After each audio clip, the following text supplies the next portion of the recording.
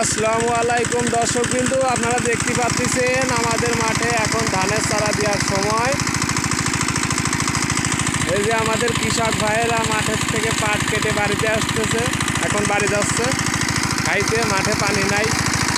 এই যে আমাদের এক কাকার টুবাট ইঞ্জিন এখন পানি উঠাইতেছে।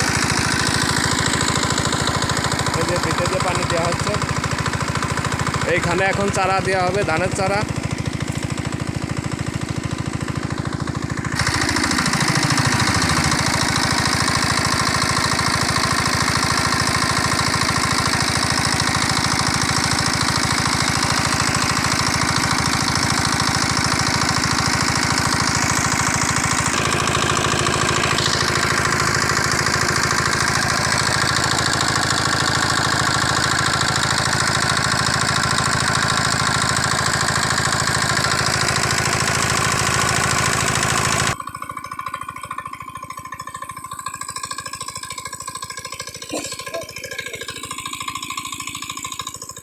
আষাঢ় মাসে আমাদের কানাবিল এখন একেবারে শুকনো, কোনো পানি নেই। পানির অভাবে আমরা পাট কাটতে পারতেছি না।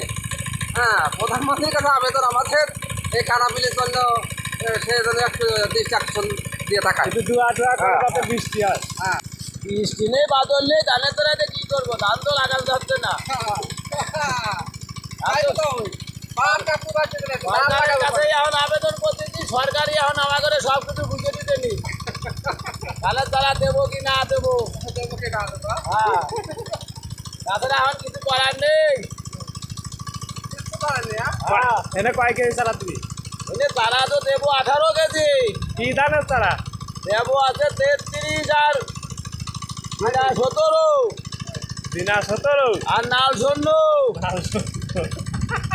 তারা যে কি করবো, বৃষ্টি নেই, ধান লাগাবো কি কি? মাঠ মরে ভুট হয়ে যাচ্ছে।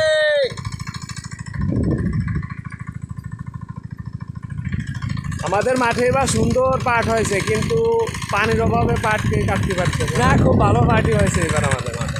পানি নেই মাঠে, এবার বিলেও পানি নাই।